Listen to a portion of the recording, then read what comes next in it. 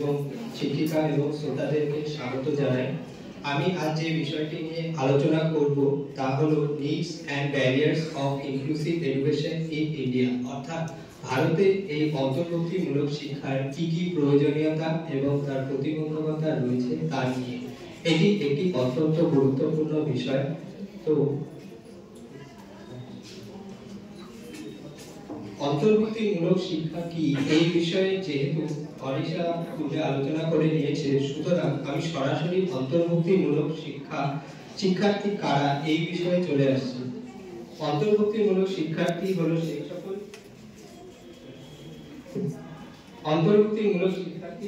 সেই সকল শিক্ষার্থী যারা সমাজের মূল শিক্ষা ব্যবস্থার অংশ নয় বা অংশ হলেও তাদের ভিন্ন ভিন্ন চাহিদা বা যোগ্যতা বা সীমাবদ্ধতার কারণে বিশেষ সহায়তা বা মনোযোগের প্রয়োজন হয়। অন্তর্ভুক্তিমূলক শিক্ষা সেই শিক্ষার্থীদের সাধারণ শিক্ষা ব্যবস্থার সাথে যুক্ত করে তাদের জন্য সমান সুযোগ তৈরি করে। যেমন প্রতিবন্ধী শিক্ষার্থী বলতে সেই সকল শিক্ষার্থীদের বোঝায় যাদের শারীরিক, মানসিক বা বৌদ্ধিক বা অন্য কোনো প্রতিবন্ধকতা জনিত কারণে তাদের শিক্ষা গ্রহণে বিশেষ চাহিদা বা মনোযোগের প্রয়োজন হয়। তারা সাধারণ শিক্ষার্থীদের মতো সক্ষমতা প্রদর্শন করতে পারে না এবং তাদের সঠিক বিকাশের জন্য অতিরিক্ত মনোযোগ এবং বিশেষ শিক্ষণ পদ্ধতির প্রয়োজন হয়। এছাড়াও সুবিধা বঞ্চিত শিক্ষার্থী, যেমন যারা সমাজে আর্থিকভাবে বা সমাজগতভাবে পিছিয়ে রয়েছে, এবং তৃতীয় লিঙ্গের শিক্ষার্থী যারা রয়েছে, তারাও এই অন্তর্ভুক্তিমূলক শিক্ষার্থীর অন্তর্গত। এবার আমি এই অন্তর্ভুক্তিমূলক শিক্ষার কি কি প্রয়োজনীয়তা রয়েছে আমাদের দেশে তা নিয়ে আমি আলোচনা করব। তো প্রথমেই যে পয়েন্টটি আমি এখানে উল্লেখ করব তা হলো শিক্ষার সার্বজনীকরণ, অর্থাৎ ইউনিভার্সালাইজেশন অফ এডুকেশন। শিক্ষার সার্বজনীকরণ বলতে এমন একটি প্রক্রিয়া বোঝায় যেখানে সমাজের সকল শিক্ষার্থীকে এক ঘরে নিয়ে আসা হয় এবং তাদের মধ্যে সমান শিক্ষার সুযোগ করে দেওয়া হয়। তারা যে কোনো পটভূমি থেকেই হোক না কেন, তাদের মধ্যে শিক্ষার সমান সুযোগ বন্টন করে দেওয়া হয়। দ্বিতীয় পয়েন্টটি হচ্ছে জাতির ঐক্য রক্ষা। জাতির ঐক্য রক্ষা বলতে সমাজের প্রতিটি ব্যক্তি, সম্প্রদায় এবং গোষ্ঠীকে একত্রিত করে একটি প্রাঙ্গণে নিয়ে আসাকে বোঝায়। তো এই অন্তর্ভুক্তিমূলক শিক্ষার মাধ্যমে আমরা এই জাতীয় ঐক্যকে রক্ষা করতে পারব। মানব সম্পদের উন্নয়ন। মানব সম্পদ বলতে আমাদের যে দক্ষতা, জ্ঞান এবং সক্ষমতা রয়েছে তা কিভাবে আমরা বৃদ্ধি করব। তো এই অন্তর্ভুক্তিমূলক শিক্ষার মাধ্যমে আমরা সমাজের প্রতিটি মানুষ, সে যেই হোক না কেন, প্রতিবন্ধী থেকে বা সমাজের পিছিয়ে পড়া মানুষ, তার যে ডেভেলপমেন্ট তার আমরা উন্নয়ন করতে পারব। এরপর শিক্ষার মৌলিক অধিকার রক্ষা। আমরা আগেই জানি যে আরটিই অ্যাক্টের মাধ্যমে সমাজের যে পিছিয়ে পড়া শিক্ষার্থী বা শিশুরা রয়েছে, যারা 6 থেকে 14 বছর বয়সী, তাদেরকে বিদ্যালয়ে নিয়ে আসা হয়। তো এই শিক্ষার মৌলিক অধিকার রক্ষার ক্ষেত্রে এই আরটিই অ্যাক্ট খুবই গুরুত্বপূর্ণ ভূমিকা পালন করে। এই আরটিই অ্যাক্টের মাধ্যমে যারা সমাজে বিশেষ চাহিদা সম্পন্ন এবং সুবিধা বঞ্চিত শিক্ষার্থী রয়েছে, তাদেরকে শিক্ষার অর্থাৎ সাধারণ শিক্ষার যে মূলধারা রয়েছে তার মধ্যে নিয়ে আসা হয়। এছাড়া আর্থসামাজিক পরিবর্তন আনয়ন, অর্থাৎ আর্থসামাজিক পরিবর্তন আনয়ন বলতে সমাজের আর্থিক এবং সামাজিক অবস্থার উন্নতি ঘটানো বোঝায়। অন্তর্ভুক্তিমূলক শিক্ষা সব শ্রেণীর মানুষকে শিক্ষার সুযোগ করে দেয়, যার ফলে তারা নিজেদের দারিদ্র এবং অর্থনৈতিক উন্নতি ঘটাতে সক্ষম হয় এবং তারা নিজেদের পায়ে দাঁড়িয়ে নিজেরা তাদের কর্মের মাধ্যমে আর্থিক উপার্জন করতে পারে। তারপর যে পয়েন্টটি রয়েছে তা হলো শিক্ষার মানোন্নয়ন। শিক্ষার মানোন্নয়ন বলতে শিক্ষার গুণগত মান বৃদ্ধি এবং শিক্ষার্থীদের সঠিক জ্ঞান ও দক্ষতা অর্জনের প্রক্রিয়া বোঝায়। অন্তর্ভুক্তিমূলক শিক্ষা শিক্ষার্থীদের বৈচিত্র্যের প্রতি মনোযোগ দিয়ে তাদের শিক্ষা উন্নত করে, যার ফলে শিক্ষার মান আরো উন্নত হয়। এতে সকল শিক্ষার্থী নিজের যথাযথ সহায়তা ও সমর্থন পেয়ে শিক্ষার ক্ষেত্রে সফল হতে পারে।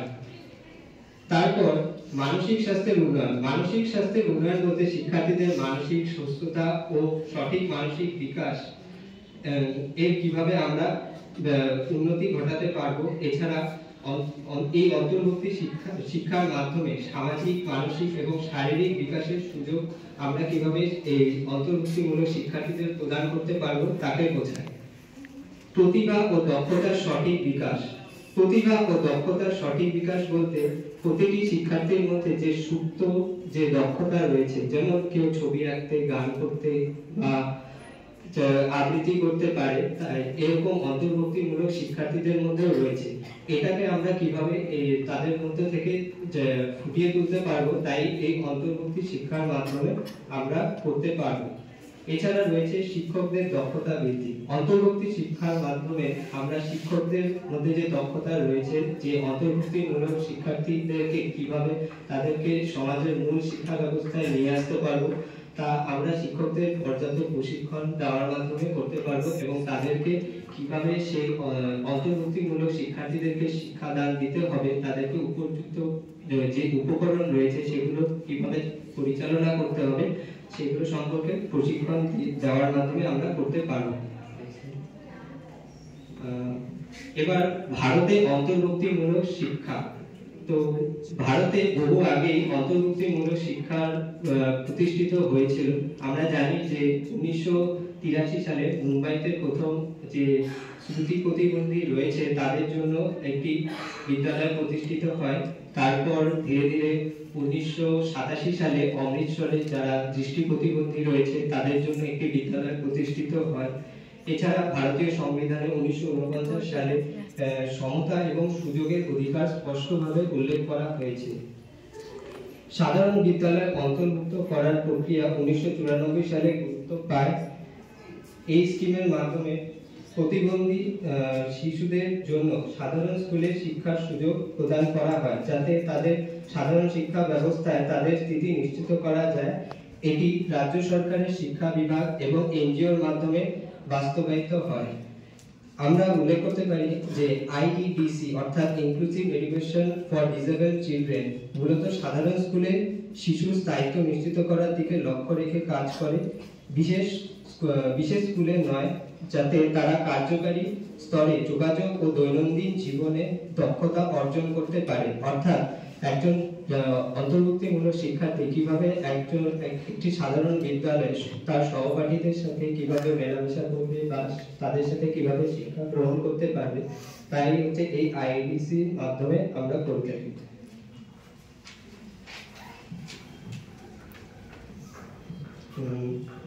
এছাড়া প্রতিবন্ধী শিক্ষার্থীদের বিরুদ্ধে অপরাধের জন্য আমাদের দেশে বিভিন্ন আইন রয়েছে। এই আইন শুধুমাত্র দিব্যাঙ্গ ব্যক্তিদের অধিকার বৃদ্ধির জন্য নয়, বরং তাদের ক্ষমতায়ন এবং তাদের সমাজে প্রকৃত অন্তর্ভুক্তির জন্য কার্যকর ব্যবস্থা প্রদান করে। এরপর পরের স্লাইড।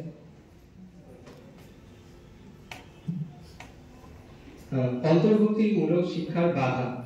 তো এই অন্তর্ভুক্তিমূলক শিক্ষার যে বাধাগুলি রয়েছে সেগুলির প্রথমে আমি উল্লেখ করব অন্তর্ভুক্তিমূলক শিক্ষার বিশেষ শিক্ষাগত চাহিদা, প্রতিবন্ধকতা ও চ্যালেঞ্জ। প্রতিবন্ধী শিক্ষার্থীদের জন্য ব্যক্তিগতভাবে উপযুক্ত শিক্ষার ব্যবস্থা করতে হয়, যা ভারতের শিক্ষা ব্যবস্থায় এখনো অনেক ক্ষেত্রে সম্ভব হয়ে ওঠে না। বিশেষ চাহিদা অনুযায়ী শিক্ষা প্রদান করার জন্য শিক্ষকরা পর্যাপ্ত প্রশিক্ষিত নন এবং শিক্ষার উপকরণ পর্যাপ্ত নয়। সামাজিক বৈষম্য। আমরা সচরাচর দেখে থাকি যে সমাজে যারা অন্তর্ভুক্তি শিক্ষার্থী বা যারা অন্তর্ভুক্তি প্রতিবন্ধী রয়েছে তাদের প্রতি সমাজে বিভিন্ন রকম বৈষম্যমূলক আচরণ করা হয়, যা আমাদের এই অন্তর্ভুক্তিমূলক শিক্ষার যে মূল উদ্দেশ্য রয়েছে তার পথে একটি অন্যতম বাধা। এছাড়া সহপাঠী দ্বারা বৈষম্য।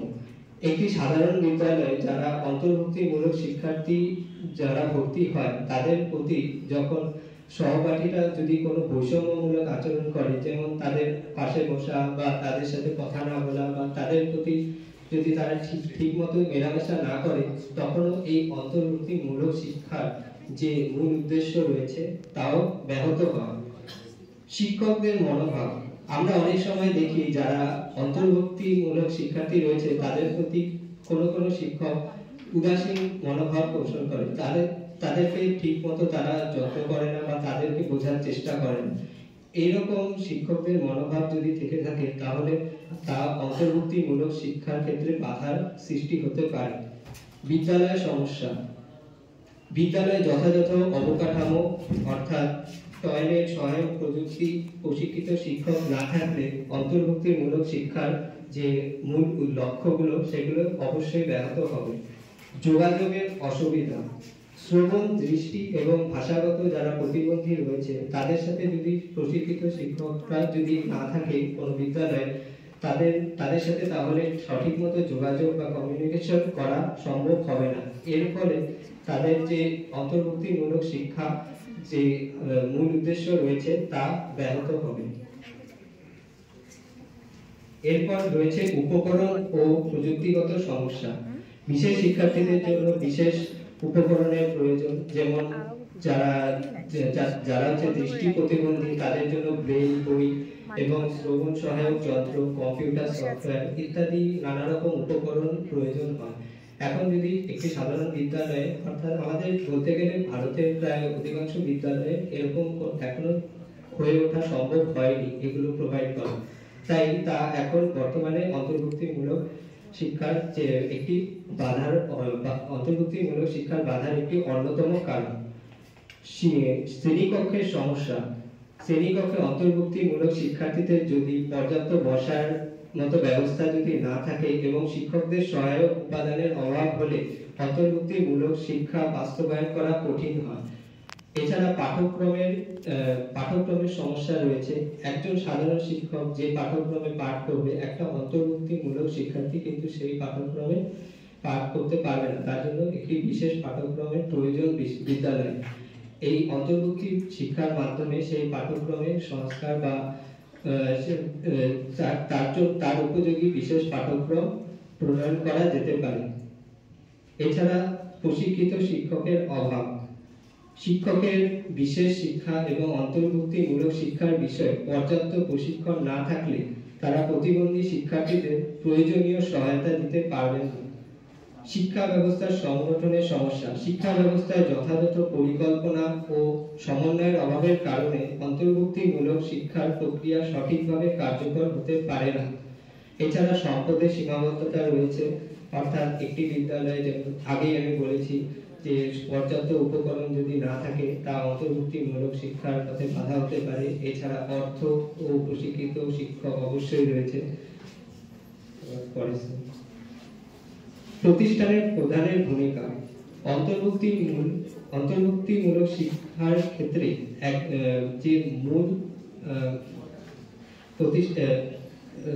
অন্তর্ভুক্তিমূলক শিক্ষার ক্ষেত্রে একজন প্রতিষ্ঠানের প্রধানের ভূমিকা অত্যন্ত গুরুত্বপূর্ণ। তার নেতৃত্বের ভূমিকা অত্যন্ত গুরুত্বপূর্ণ। হেডমাস্টারের নেতৃত্বের অভাব এবং অন্তর্ভুক্তিমূলক শিক্ষার কার্যকর বাস্তবায়নের জন্য একটি বড় বাধা হতে পারে। তাদের জ্ঞান এবং ক্ষমতা, মনোভাব এবং নেতৃত্বের গুণাবলী, উদ্দীপনা এবং সম্পদ ব্যবস্থাপনা থাকা উচিত, যাতে তারা সহকর্মীদের অন্তর্ভুক্তিমূলক শিক্ষা সম্পর্কে পথ প্রদর্শন করতে পারে। এই জন্য তাদের অন্তর্ভুক্তিমূলক শিক্ষা নিয়ে পরিষ্কার ধারণা করতে।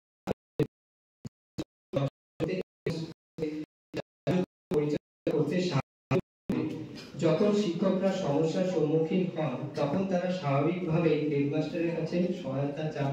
যদি হেডমাস্টারের নেতৃত্বের গুণাবলী না থাকে তবে তারা সহকর্মীদের গাইড করতে পারবেন না এবং তারা সম্মান অর্জন করতে পারবেন না। অন্তর্ভুক্তির প্রতিটি দিক, যেমন ভর্তি, স্থিতি, চিহ্নিতকরণ, মূল্যায়ন, পাঠ্যক্রম ও সহপাঠক্রমিক কার্যক্রম, শিক্ষার্থী বন্ধুত্বপূর্ণ মূল্যায়ন ইত্যাদি হেডমাস্টারের দক্ষতা এবং উদ্যোগের উপর নির্ভর করে। ইউনেস্কো 2005 পরামর্শ দিয়েছে যে হেডমাস্টারদের শিক্ষক, পাঠ্যক্রম এবং অভিভাবকদের তদারকি করা উচিত। তবে শিক্ষক সংকটের কারণে তাদেরকে প্রশাসনিক কাজের পাশাপাশি পূর্ণকালীন শিক্ষক হিসেবেও কাজ করতে হয়। পরিশেষে ভারতে অন্তর্ভুক্তিমূলক শিক্ষার ভবিষ্যৎ যা রয়েছে তা খুবই উজ্জ্বল, তবে এটি নির্ভর করছে শিক্ষা ব্যবস্থার শক্তিশালী সংস্কার ও সচেতনতার উপর। শিক্ষার ক্ষেত্রে বিশেষ চাহিদা সম্পন্ন শিশুদের জন্য উপযুক্ত পরিবেশ তৈরি, প্রশিক্ষিত শিক্ষকদের উপস্থিতি এবং উপকরণের সহজলভ্যতা এবং প্রযুক্তিগত সহায়তা বৃদ্ধি পেলে অন্তর্ভুক্তিমূলক শিক্ষার সাফল্য অর্জিত হবে। সরকারি নীতি, সমাজের সমর্থন এবং যথাযথ বাস্তবায়ন ভবিষ্যতে অন্তর্ভুক্তিমূলক শিক্ষার বিস্তার ও সফলতা নিশ্চিত করতে সহায়তা করবে। একটি ন্যায়পরায়ণ যদি সমাজ আমাদের গড়ে তুলতে হয়, তবে এই অন্তর্ভুক্তিমূলক শিক্ষা অত্যন্ত গুরুত্বপূর্ণ। এছাড়া রয়েছে যে শিক্ষক ও শিক্ষিকা, বিদ্যালয় ও সমাজ ও সরকারের দায়িত্ব ও সহযোগিতা। শিক্ষকদের অন্তর্ভুক্তিমূলক শিক্ষায় বিশেষ চাহিদা সম্পন্ন শিশুদের সহায়তা দিতে প্রশিক্ষিত হতে হবে এবং তাদের মনোভাব সহায়ক ও সহানুভূতিশীল হতে হবে। তারা শিক্ষার্থীদের ব্যক্তিগত চাহিদা অনুযায়ী সহায়ক উপকরণ ও পদ্ধতি ব্যবহার করবে। বিদ্যালয়গুলিকে অবকাঠামো, প্রযুক্তি ও উপকরণ উন্নত করতে হবে যাতে প্রতিটি শিশু সঠিকভাবে শিক্ষা গ্রহণ করতে পারে। সমাজে অন্তর্ভুক্তিমূলক শিক্ষার গুরুত্ব বুঝতে হবে এবং প্রতিটি শিশুদের প্রতি সহানুভূতিশীল মনোভাব গড়ে তুলতে হবে। সরকারকে শিক্ষার ক্ষেত্রে সমতা নিশ্চিত করার জন্য আরো নীতি প্রণয়ন করতে হবে এবং অর্থ প্রদানও অত্যন্ত গুরুত্বপূর্ণ দিক। প্রয়োজনীয় আইনগত সহায়তা প্রদান করতে হবে। সরকারের উচিত বিশেষ শিক্ষা এবং প্রশিক্ষণ ও বিদ্যালয়ের মান উন্নয়নে সহায়তা করা। তো আজকের আমার বক্তব্য আমি এখানে শেষ করছি। আশা করি আপনারা মন দিয়ে শুনেছেন। Thank you everyone.